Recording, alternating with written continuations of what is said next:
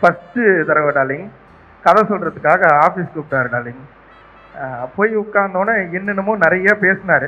ஆனால் எனக்கு ஒன்றுமே புரியல. சரி okay done, you are the right guy அப்படின்னாரு.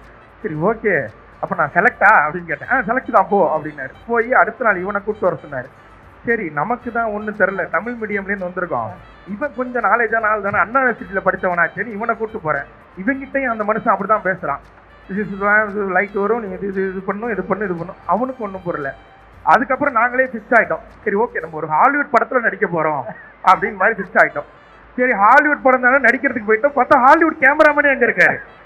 உள்ள போய் ஏய் மார்க் மார்க் மார்க்னா மார்க் எங்கே போயிட்டோம், மார்க்ல நில்றா அப்படின்னாரு இவர். ஓகே, அப்போ ஹாலிவுட் படத்தை தான் நம்ம நடிக்க போகிறோன்றது முடிவாயிட்டு. ஆனால் பாதி நேரங்களில் இவங்க ரெண்டு பேரும் இங்கிலீஷில் மட்டும்தான் பேசிப்பாங்க. இதெல்லாம் நான் வந்து உண்மையிலேயே இந்த மேக்கிங், ஜாக்கி ஜான் படம் மேக்கிங்லாம் கடைசியாக போடுவாங்க, ஒரு கேமராமேனும் ஒரு டேரக்டரும் இங்கிலீஷில் பேசுறதுலாம். இதெல்லாம் நான் பார்க்கும்போது ரொம்பயிலே இவன்கிட்ட சொல்லுவேன், நிறைய பேசுகிறாங்கடா ஆனால் ஒன்றும் புரியலடா. அவங்க பேசிப்பாங்க. ஆனால் சரி இது சொல்லாமான்னு தெரில, பல நேரங்களில் வந்து நிக்கேத் ப்ரோ வந்து சார்ஜ் எடுத்துட்டாருன்னா எங்களுக்கெல்லாம் பீதி ஆகிடும். அது நான் பரவாயில்ல, சில நேரத்தில் பிரதீப் ப்ரோக்கே அது பீதி ஆகிடும். பீதி ஆயிடுச்சுன்னா அவர் கொஞ்ச நேரத்தில் அவர் என்ன பேசுறாருன்னு அவருக்கு புரியாது. ஆனால் அவருக்கு ஒரு மல்டி பர்சனாலிட்டி இருக்குன்றதை நான் கண்டுபிடிச்சிட்டோம். என்ன திடீர்னு ஒன்று பேசுவார், திட்டிடுவார், ஓகே டார்லிங் நல்லா பண்ணு அப்படின்ட்டு போயிடுவார். இப்போ இந்த மனுஷன் அதுக்கப்புறம் வந்து உங்களை இல்லை அவங்கள அப்படிம்பாங்க.